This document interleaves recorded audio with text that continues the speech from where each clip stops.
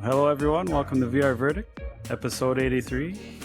I am PJ, and joining me this week is Gabriel and David. I'm here to talk about the game Paint It Back.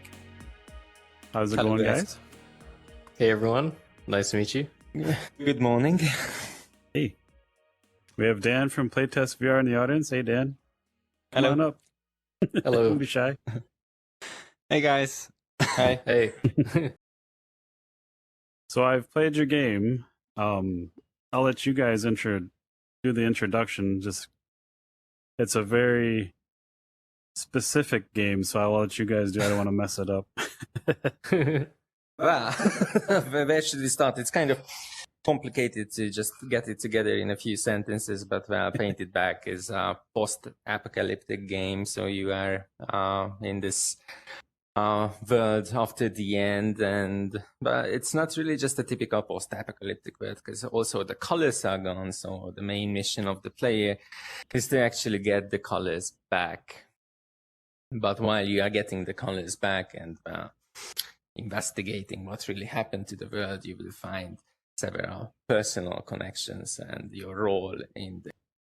So it's also not only just a regular post-apocalyptic adventure, but also kind of a psychological journey, let's say.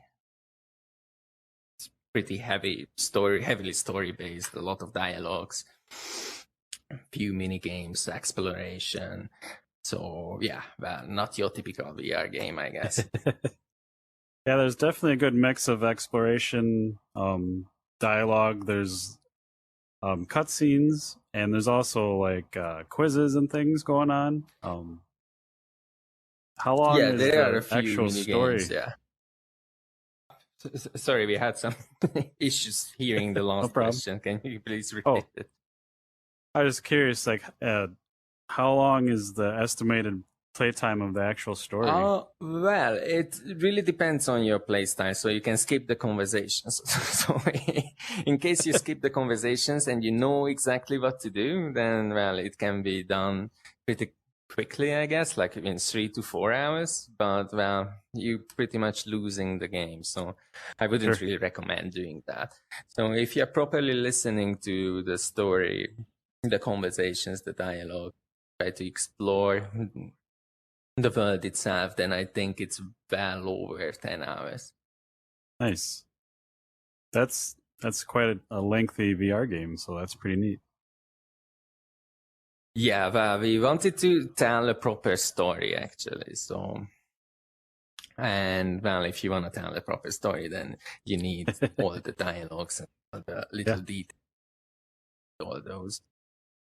Yeah, I haven't finished yet, but I'm a couple hours in, as we were talking before we started recording. Yeah. I really enjoy it. It's very relaxed, very chill. Like the exploration's really neat. There's always something to find around the corner, type of thing. Yeah, well, it's definitely more like a laid-back, personal adventure kind of thing. So it's not really like Beat Saber. So, well, there are mini games that are kind of intense, but in general, it's more like exploration kind of thing. Right. I like the quizzes. They definitely keep you on your toes at some points. You have to really be paying attention. Yeah, we tried to add kind of a lot of mini games to keep the interaction interesting. So yeah, and I like how they're woven into the story. Like I won't spoil anything, but I came upon an empty bus, and there was a whole story of how the bus got there and the people that were in it. And it was really neat. And then the quiz kicked in, and you kind of had to like pay attention. And yeah, like in the world, you're gonna find all these memory cubes. Well, actually, you can see one on your left, I guess.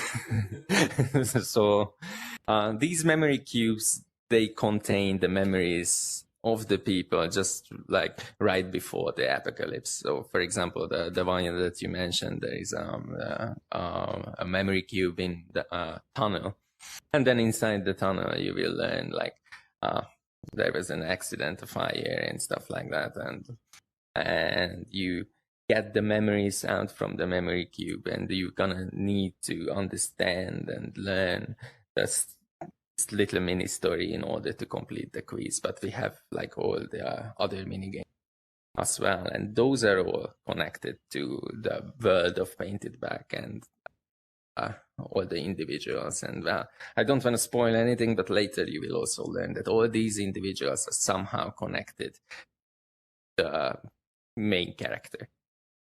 Nice. So when you guys, I'm always curious, like when you're thinking of creating this game, like what came first? Is it story? Is it the mechanic of there's no color and you bring the color back? Like where did you start with all this? It was kind of a mix, really. So we knew that we want to do something like story based, and we wanted to do also something where you can actually fly, since there are not too many VR games where you can fly. But it was kind of hard, so we didn't really want to do just a regular, like, fly in space or planes, even though those can be cool as well. But we wanted to mix the two, actually, and then came the idea that the player should control a drone. And since, in like half of the game you are controlling a drone, in the other half you're controlling so after that, we were exploring like what would be the best way to tell a story through the eyes of a drone, and we came up with several ideas, but we also had a lot of like technical limitation things, and we definitely wanted to have some kind of black and white aspect of the game, because I think in VR it looks really cool, and it's also kind of fun when you can see the colors coming back. And then after that, it was kind of obvious that we should go with this kind of post-apocalyptic approach. And I had a few mini stories in my mind at that time, so we kind of got all those together and tried to connect them and make a whole and make a hopefully intriguing story indeed. So it was really more like a process. It wasn't really like that, okay, we decided then, let's do this, let's do that. But more like we had the pieces and then we put the pieces together. Nice. It's always interesting how organically things come together sometimes like that. Yeah, well, we had the pitch for also, we had to submit it for Facebook, so that was the time when we got everything together, and they accepted the pitch, so maybe it wasn't that bad. And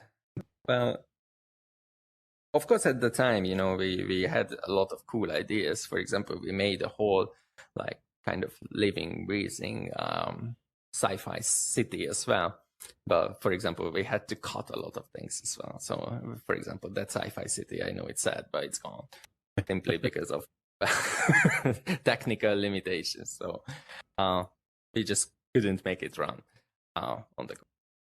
So finally, we decided to cut those pieces as well. So it's really like actually it was more like putting a puzzle together than having one super detailed and set storyline or gameplay. Is this your guys' first game that you've made, or have you done other work?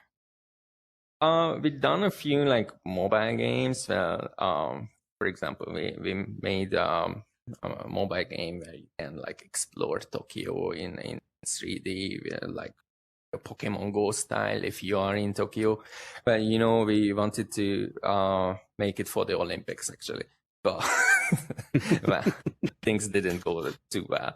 So we made a few games and apps, but only for mobile, and those were not really like story based, so I wouldn't really say that those were typical games. But so yeah, this is our like first, let's say, real game.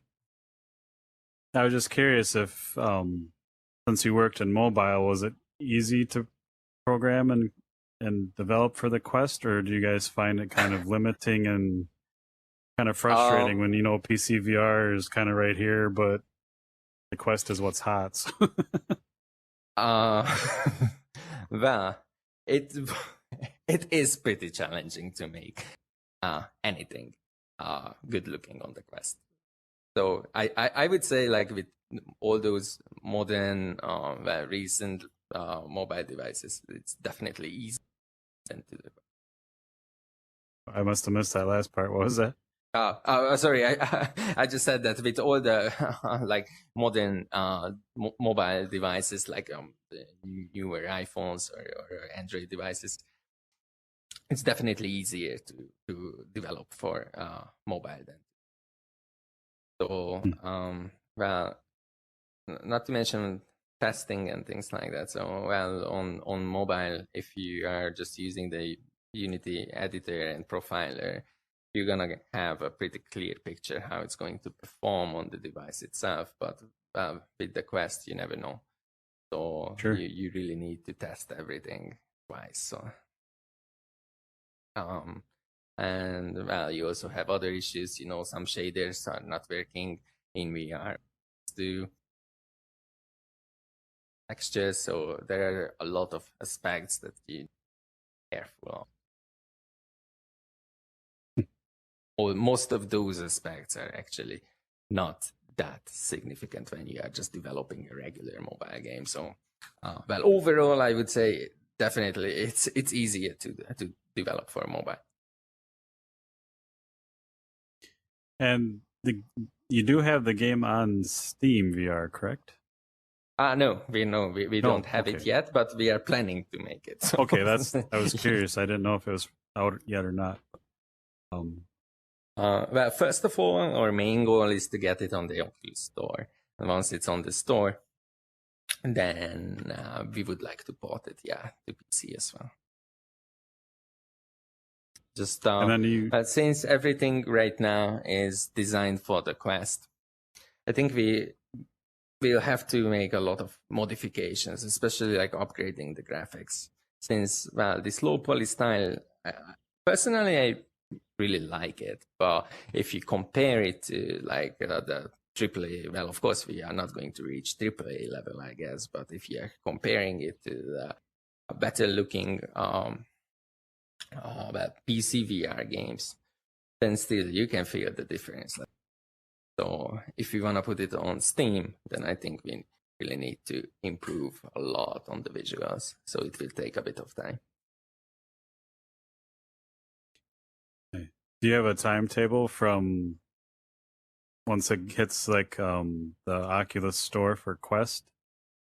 Like how long I think to the Steam? Once we get it on the store, let's hope we will do, then it will take about like half a year after that. But God knows when it's going to be on the store. So it all depends on that. Now, right now, our main focus is to get it on the store. And, we are a super small team, like 4 to 5 members. So we need to concentrate on one task at the time. So Sure. So I was curious, as you're waiting, like if you submit it to the store and you're waiting, do you kind of just keep working on updates, or what do you actually, we are working together with Facebook right now. So we submitted one build to the store, but they said that we need to make certain improvements, and we are working together with them on those improvements. So kind of a lot will change, actually, if things are going well. So we added already new physics for the flying mechanism. So it feels more like a drone, actually, floating and things like that. We are improving a lot on the visuals. And, well, even the story will change quite a bit. And, well, we are making all those improvements together with Facebook right now. So it's not really like just a regular process like on the App Store, let's say, that you submit your game, they will test it. If it works, then you are pretty much good to go. bit more complicated than that. And well, we are trying to make all these improvements, and then we will see finally Sure. they like it. I've heard them like make suggestions and ask comfort level things, but I've never heard them like change story or ask you to do anything like that. Well, they are not explicitly saying to change the story, but let's say they have suggestions, and actually some of those suggestions are good. So then why not try to make them? So well, they are, of course, when you just want to get your game on the store, you are not very happy when they have all those very cool suggestions. But after all, when you think about it, if it will improve the overall quality of your game, then well, I think it's beneficial for maybe both of us, both for Facebook, well, they get good quality games on their store, and for us as well. Well, we try to do as much. I'm sure, I know you're very focused on that right now, but do you have plans for like next projects or like continuation of Paint It Back, or? Actually, after finishing Paint It Back, we would love to do something again, like something a bit different with all the experiences and well, all the stuff that we learned in mind. So, well, we don't really have anything exact yet, but we would definitely try to do something of a story-based multiplayer kind of stuff, maybe in the future. That would be pretty cool, I think. So, as I said, nothing exact yet, but maybe something multi and a bit of a story. I would personally love to have motorbikes in the next game, actually. Controlling motorbikes in VR is pretty cool. So something with motorbikes, story, and multiplayer would be a thing that I would like to make, yeah, personally. But I don't know about you, David. Like, do you have any favorites?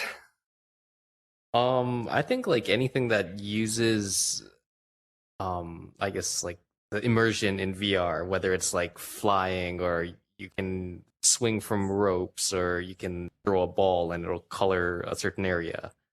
Like those kind of things I would prefer. But yeah, there's nothing really concrete that I would want to do.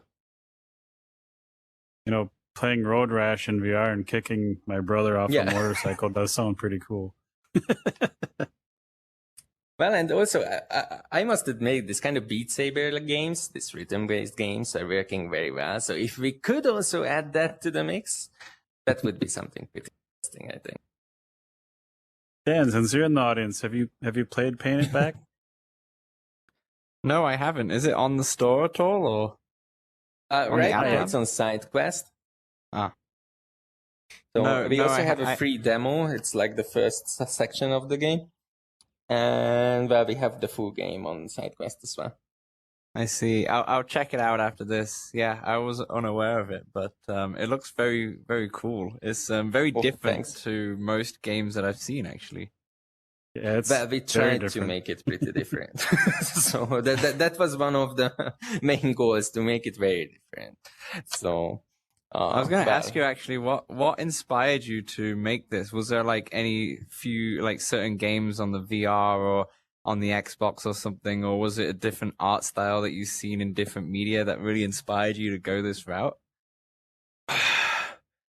Actually, nothing exact, really. So, well, maybe it sounds kind of strange, but really, I don't think there was an exact style or exact game that inspired us. It's more like we knew that we want to do something black and white. Well, after this kind of mix of American and a bit of like Japanese comic style was kind of the obvious choice. So we wanted to like well, if you are having black and white colors, then red and blue kind of comes nicely together, right? So we chose the palette. So basically it was black and white, red and blue as the main colors. And then when we had the palette ready, after that it was just matter of design choices to go with the low poly style and also the strong outlines. Since these features or these design elements work well in VR and also can help you to hide the not so beautiful parts of the game to be so it's also a very performance wise decision as well. So But I think you having said like nothing really inspired it. It just shows, you know, how creative you actually are. And I always thought like the constraints of the headset, amongst other things, kind of brings out creativity a little bit more when you're working on stuff. I don't know, you know, that's just me from a gamer's perspective talking. It might be different from a dev's perspective. Oh, but but first of all, thank you if you think that we are creative. So that's a very nice thing to hear, actually. So yeah, but of course, you know, like we looked around, of course, like what we have, but also when we started to develop, it was more like what, a year and a half ago when we started it. And actually, at the time, there were not as many games out on the Quest yet. So, well, of course, we had the big titles like Beat Saber or Super Hot. Actually, well, Super Hot, I love also the design of Super Hot. Personally, I prefer this kind of stylized, simple looks sometimes, especially in VR. But we didn't have too many choices, actually. So we had to kind of improvise and something that we like and run on the Quest. And then it was kind of an obvious decision to go with this black and white, strong outlines. Yeah. Do you find it, since it is quite a different game, would you say maybe it's harder to market or to share? I think it's pretty hard, yeah. So actually, if you if you want to sell the game, I don't really recommend you doing this kind of stuff. Honestly. So if profit is your number one goal, then maybe do something else, really. if I can be honest. But also, well, you know, we also didn't really want to do something that is very similar to the other games. Even if, like, financially, it may have been more beneficial. But I think once we can reach our market, but in order to reach our market, for us, it's really just a necessity to get it on the store. So, and if we can reach our little niche market, then I think even financially, well, it can pay off. So it's sometimes better to shoot at a very specific market than just going with the flow and the mainstream. So, well, hopefully, once we get it on this, we again, will be able to find or market as a gamer, I'm like, yeah, do the really original thing, but like you said, it doesn't always pay the bills. Not really. So yeah, you also have to keep that in mind. But yeah. Well, I think things will change, hopefully dramatically, if we can get it on the store. Like, we talked with other developers as well, and that when you are on the store, that's really a turn point. So yeah, well, we will see. Hopefully it will reach its audience and we are going to be pretty much satisfied with it. I think it's also because like we didn't, because we're kind of a small team, we didn't have like everyone working on the marketing while we were developing, which is like when we went to the Spatial Ape and we found out like all these other indie developers, like what they were doing for marketing while creating the game. like we probably should have done that a little more, but yeah, I guess. Yeah, hindsight is always 20. when you are working like 14 hours on the game, then you don't really have time for marketing. so that's the things that. But I'm pretty sure if we had a proper marketing team, we could have reached better results already. But since we don't, right now we are trying to reach people who would actually enjoy it. Yeah, and I'd say anyone that just likes exploration or just a nice, relaxed game to play, and get lost in, it's a perfect title for that. Because, yeah. Also, like I if, said, if you like this kind of end of the world kind of stories, also the psychological part, let's say, then yeah, I think it's really for you. it's like I said, I'm 3 hours in, and that 3 hours went by like quick. And I was like, oh crap! Like, Wow, that's cool. so maybe sounds like I'm maybe a third of the way through the game, so I got to get back in there and finish it. I think so. Yeah. Well, actually, I don't want to spoil things, but later on, you will be able to control human being as well. So it's like the second part of the game. So we have couple of we talked about the memory. What was he? A memory keeper? Memory cube. Memory cube. What's the little white guy over here on the side? What's he all about? Okay. So these guys are called memory eaters. So, well, also I don't really want to spoil too much from the story, but while we have the memory cubes, we also have other little robots who are eating the memories. So, well, they need memory cubes in order to feed themselves. So there is a little society among the memory guys as well. And well, as I said, I don't want to spoil too much, but you will learn that there is a certain connection between the memory cubes and the memory eaters later. Nice. It's kind of logical, I think. So as you mentioned, you when you work in VR so much, and what I hear from a lot of devs is you don't really play other games or games at all anymore. You're working. Is that true for you guys as well? Well, I try to buy all the games or most of the games on the Oculus Store and at least play a good 20-30 minutes to see what other guys do. And there are some pretty cool ones, really. Well, of course, the titles developed by bigger studios, especially the Oculus team, those are exceptionally good. Personally, I really love the Lies Beneath. I think it looks beautiful and plays very well. And actually, it's pretty much the kind of game that I personally like. This kind of, I wouldn't say it's very similar to Painted Bag, but at least the story-heavy aspects are similar. I'm not really a multiplayer guy, to be honest.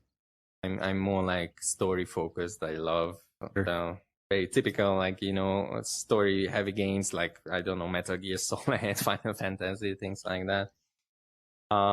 So for me, it's more like the story-based games that are intriguing. So yeah, for example, Lies Beneath. Also, I really enjoyed Super Hot. Also for its visual aspects. Actually, we kind of learned a lot from Super Hot, I think. Sometimes less is a bit. Their visual style is very clean and very minimal, but still it looks so cool in VR. So if you were asking for inspiration before, maybe I can mention, I like the style of Super Hot, inspired us. Well, they are going with more like this white and red color palette, but still the way they use these minimal colors and minimal models is just super beautiful, I think. Well, just like yesterday, I bought that First World War, I'm sorry, I'm also pretty bad with the names. Yeah, Warplane, sorry. Well, it was even kind of obvious, so I actually, we wanted to check how other developers manage to have the player inside of a machine, like cockpit and things. And I have to say they do it extremely well. So we are also learning from them. Well, hopefully we will be able to learn at least. So yeah, we are obviously checking. Nice. Also on side quest, like we played kind of a lot of gorilla tag. So that's a cool one. I really like it. Even though, as I said, I'm not the multi kind of guy, but well, if I can control gorillas, that's a different story. So yeah, we are checking. We're trying to check at least everything that looks even just a bit interesting. Of course, we also checked the Unity cube. That was cool. Yeah, I think for like style wise, we look, or me personally, I was looking at like that game. I think it's called like Jupiter Grad or something. Yep. Like they have the very stylized looking, kind of like thick outline and whatnot. So like we were trying to go for something like that when we are like placing certain kind of like elements in the scene.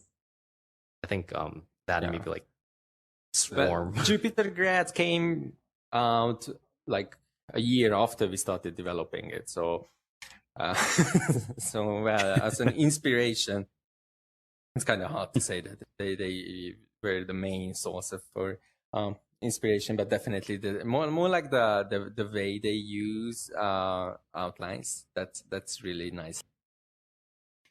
Right, honestly. Sorry, hopefully they are not going to be upset, but oh no, we tried to copy their style a bit regarding the outlines. Before I played your game, a couple of the screenshots, Jupiter Grad was the first thing I thought of because the hands are kind of not hands, but your hand representation is kind of similar, except for they have ropes coming out of theirs, but you're flying around, so. So yeah, if I can just summarize it, yeah, we are definitely looking at most of the titles and try to learn as much as we can or grab some cool ideas. I don't know if you guys do this or Dan, if you've had this happen. There's once every couple months I'll just sit on like side quests and just grab like 50 games and just play through them all. Like go down a rabbit hole for a day. Yeah, well, of course, especially like side quests, like many of the titles or most of the titles are actually free as well, so there is no risk. So yeah, we try all those games, or at least most of them, and there are some like really amazing stuff, like even done by just solo developers. That's really crazy. That how far an individual can go nowadays, really. Yeah, again, like I say this a lot, but the smaller dev teams and the single-man dev teams always just amaze the crap out of me because it's so much work. I can't even imagine like how your day even goes and how you keep going some days. Well, especially like Painted Back is really dialogue heavy. So, personally, I wrote the script, and I think in the end it was like well over 100 pages, like in Word or something. I don't really remember the character count and stuff, but yeah, it was already more like a book actually when I realized that we are at the end of the story. And then came the realization that we have to translate it to Japanese. So at that moment, I was about to seriously considering jumping out the window when it came out that we will have to translate that to Japanese, and well, we did it in-house as well. So translating all this stuff to Japanese was also pretty much like a nightmare, honestly. Yeah. So you guys are currently in Tokyo, right? If I remember correctly. Yeah. And what's the market for VR like over there? Like, is the game available on any headsets over there, or? Oh well, it's all in Japan. Side quest is not that well known, I think. So especially if you wanna reach the Japanese market, then I think the only way is to go for the Oculus Store. But regarding like the VR scene in Japan, it's kind of very different from the West, I feel. Most of the very popular games are very Japan specific, let's say. Sure. But what do we have? Hatsune Miku and stuff. Sounds very similar to like traditional gaming, where it's very specific, and a lot of it we don't even see. But we have most of the popular titles are either like visual novels. Some of them are translated to English as well, like maybe Tokyo Chronos, I think. And the other ones are a lot of these like kind of virtual YouTubers kind of thing. So the typical Japanese like niche market. And also, rhythm games, things like that. But I feel like story-based games are not really on the top of their list right now. And you can see also what most of the Japanese developers are doing are also, I think, very Japan-specific most of the time. Like at least in case of regular games, you still have those Japanese games that are also made for the Western audience as well. Like as I said, like I don't know, like Metal Gear or all the famous big Japanese hit titles. But maybe in case of VR, it's even more specific. But it seems at least the popular like Western titles are also popular in Japan. Like Beat Saber is popular here. Interesting. But the Japanese market is very, very, very specific. So I feel also that, in case of story-based games, you have a lot of these visual novels that Japanese love. And personally, I don't really feel the benefit playing those like kind of 2D-based games in VR. But there is definitely a market for that. So if we are talking about story-heavy Japanese games in VR, it's more like really the visual novel stuff. Have you played any of these visual novel kind of things, or anything like that? Yeah, I'm trying to think of the names of them. Some of the earlier on stuff, when VR was newer, there was a couple. They were actually more of a thing. It seems like I know there's a few that do come out yet, but I can't think of the name to save my life. Well, I think this Tokyo Chronos is the most well-known, maybe. Mm-hmm. I think that if you are really into stories, these can be very cool too. So yeah, there was one with a demo, and I played the demo 3 or 4 times trying to decide if I would actually, because it was saying it was like 40 hours, and I was trying to judge if I would get through the whole thing or not, and I must have moved on to something else. But it was really neat because sorry. I was gonna say it was really neat. Like the story unfolds in front of you, and it's more of almost like a show instead of an interactive anything. But yeah, well, of course these can be cool, but I think there is also another aspect. Maybe it's just a personal thing, but I don't really like to read in VR. I think it's kind of tiring for the eyes to read. Yeah. And imagine in case of Japanese with the kanjis, it's even more tiring, at least for my eyes.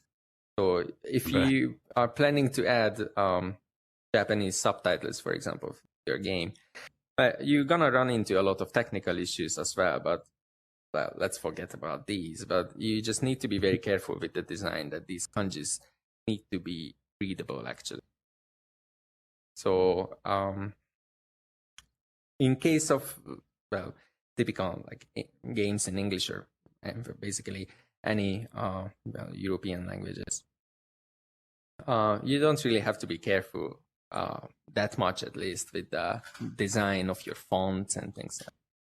In case of Japanese or Chinese, it's pretty much the same. I guess maybe Korean, but Japanese and Chinese definitely have to be very design and the set that you are using.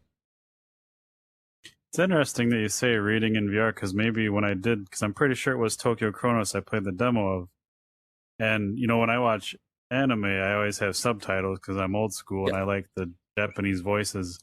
I did the same thing in there, and maybe that's why I didn't continue on with it, because maybe it was just kind of fatiguing to my eyes. Now that you mentioned that.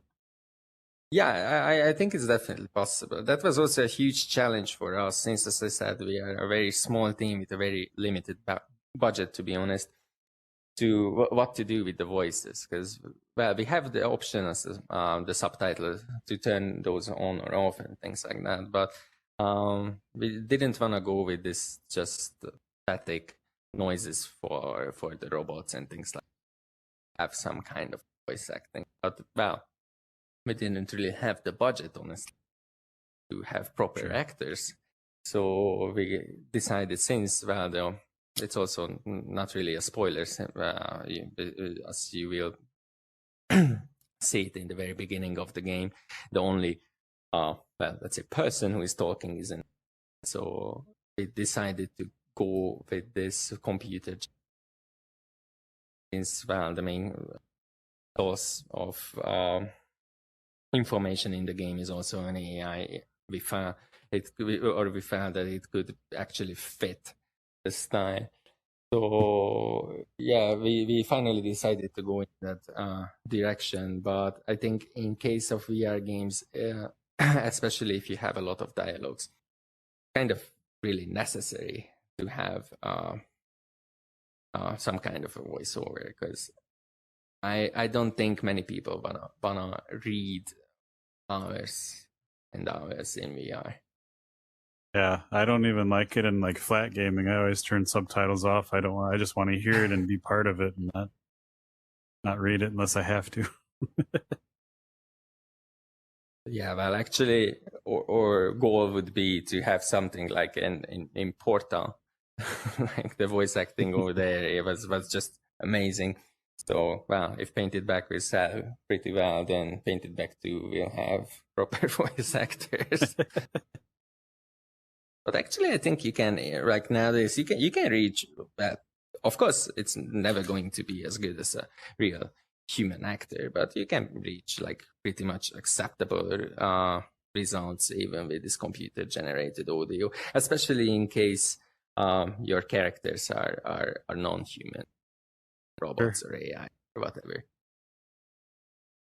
That's a good point. So, well, if you are asking like how did we get the concept together, that was a part also that we knew that we are not really going to have the budget for voice actors. So it was also kind of obvious that, yeah, we're going to have to go with an AI or robots or something like that.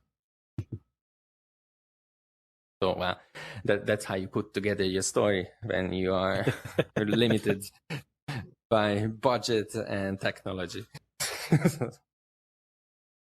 Make it work. Creatively put it together. Somehow make it work. Yeah, that's the main thing. Any questions from the audience, Dan? Yeah, I do actually. What is this game like compared to the original concept you had? Like, because of the limitations of the Quest, did you have to change a whole lot, or were you already aware of them, so you already kind of baked them in the initial concept? We had to change kind of a lot. Well, not really the story itself, let's say, but more like the visuals. So we were planning, for example, animals, to have animals in the game. That the original idea was that when you, for example, recolor the forest, as you can see in the trailer, then not only colors, but, for example, life as well would return. Right. Like things like that. But well, now what left of the animals is butterfly particle. So technically we still have animals in the game. But yeah, we had plans like that. Or as I mentioned, we were planning to add a full like sci-fi city with a kind of communist setting. That was pretty cool, I think, but we had to cut that because we just couldn't. No matter what we did, we just couldn't go over like 45. So like it was already just a bunch of blocks, but still. it didn't really look the way we wanted it to look. So finally we decided that, okay, if it doesn't look the way we wanted, then it's better not to have it at all. So is it just on a That's- visual? Is it just on a visual standpoint where you had those limitations, or did the gameplay or game mechanics also need to change?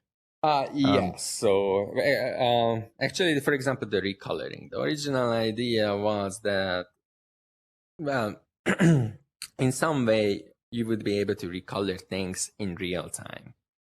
But well, that wasn't really feasible. And so now we chose a different approach. I think it works also pretty well, and we could integrate it into the story as well. But the original idea was that the drone is going to shoot like kind of paint all over the land, and that's how the recoloring would be done. But well, that really wasn't feasible at all. So well, there are different techniques to do that, but I think we tried really all of them. But especially in the open world areas, like the bigger areas, like the forest or the city later on, and it was just impossible. So we had to change the mechanics as well.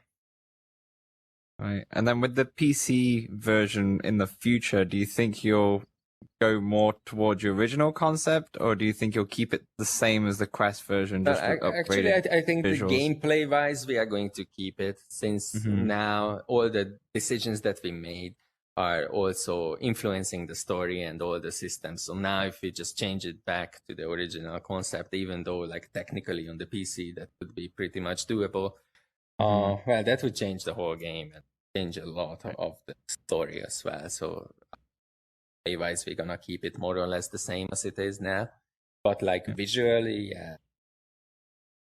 improve a lot. Yeah, I see. And is this game like tailored more towards the Japanese market, or did you try and kind of Not tailor at all. it to both? Not at all. No. No. Okay. No. It's more like tailored for the Western audiences, I think. Right. Well, of course, you know, like we have Japanese as an option for the subtitles, so hopefully some Japanese folks will play it as well. But the general direction of the story and the gameplay and well, the whole game is more like for the Western audience. So it don't really expect cute anime girls and things. I mean, maybe it's a bad news, but no, we don't really have those or any kind of anime kind of thing. So it's pretty much if you take it seriously, then the story is I think it's kind of sad. So it's well, of course you have the several layers of the story. We have this end of the world kind of thing. We have your relationship to the AI. Over there, we try to make your relationship to the AI kind of unique as well. And then you have this personal story. Well, as I said, I don't really want to spoil things, but it's a personal tragedy that affects the whole world in the end. So you have this kind of 3 layers of the story. And if you put it all together, and hopefully at the end of the game, you will get the whole picture. I think it's a pretty sad one. Yeah, I've run into I'm a few excited. sadder moments. I like sad games, you know. Yeah, it's So, definitely earlier well, PJ you know, was it's saying black it's and white, relaxing. so obviously it's kind of melancholic as well. So. It's both relaxing and sad, I guess. I don't. No, I'm excited to play it because I think in the VR market right now, there's not enough story-based games. I think there's a lot, Exactly. like you mentioned earlier, in terms of there was a lot of good rhythm games, there's a lot of good shooting games, but actually story-driven games. I could probably name like a few, but there's not really that many. Except not from if that you go, many. no, and then especially you can go extreme with like one of the VR films per se, like Wolves on the Walls or something like that, or you can go like Deus, Tokyo Chronicles. But there's not many actual just standard story games out there. So, and the fact that you made a 100-page script excites me, to be honest. But I- I think you know it's very easy when you start developing to VR that you find a cool thing, whatever, one function and you're gonna be really focused on that, and then you make your whole game based on that certain function that you found really interesting. So, for example, that's what we wanted to avoid. So, we had the flying stuff, but we were like 100% sure that we don't want to build the whole game on one of these mechanics. But it's very easy to get sidetracked, you know, like once you have these cool things in VR that you know that you can do this, that you know, okay, I can fly my warplanes, I can fly this, I can fly that, I can do this, I can do that, then it's really easy, as I said, to get sidetracked and then forget about the story, forget about the rest of the game, and then just focus on this one certain element. And I'm not saying that's a bad thing necessarily, because Right. you can make super cool stuff. Like I think maybe Superhot was made kind of this way, that they found this really cool mechanics, and then they built the game around that certain mechanics. But we didn't really want to do that. So I think, yeah, especially in VR, of course, it's in case of like regular games as well. When you make something really cool, you want to show it to people. You want to put it everywhere in your game. But maybe sometimes it's a bit too much. So we try to keep the balance between the mechanics that we have and the regular like story and the regular game aspects. I've always been curious. So, like, when you say you cut out like the futuristic city and a couple other things, do you kind of save those and think maybe for the sequel we can work them in, or is that kind of stuff you're just like you just scrap it and don't think about it? I know, of course, we keep it. So it's not like well, we have enough space, thanks to God, at least in the cloud. So we keep it. So maybe in the future, if things are going well, either as let's say DLC or even as free content, it's not really like gonna get rich from selling the communist cities. Yeah. So just in case like the Quest 2 Pro comes out and you're like, hey, we can finally throw this in there because it'll work.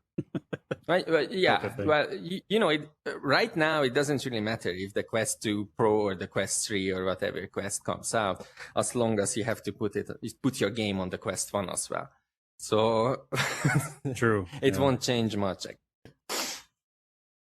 That's the thing. That right now, if you want to put your game on the store, then it needs to run 72 FPS at least on the Quest 1 as well.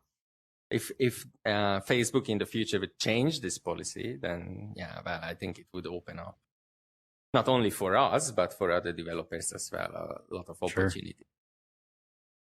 That's a really interesting thought. I actually didn't know that was a policy, because maybe it would change now that with Resident Evil coming out in the fall, that's only for Quest 2. They might change that for the future. I think right now it's only for Resident Evil as well. So you don't have this option. So we cannot say to Facebook that, okay, it's pretty cool, but we want your game only on the Quest 2. It's not possible right now. Yeah, that's bad. That's not very good actually, because then you have to go for that Quest 1. That's like what's holding it all up in a way.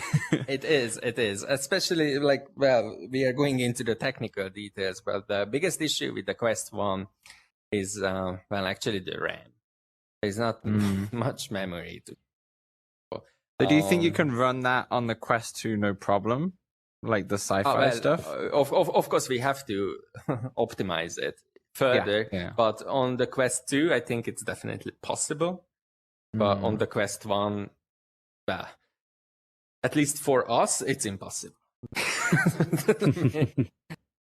Maybe there are more talented, better developers that could make it work, but we decided not to go into that direction, to spend maybe a whole year or whatever just to get one stage done.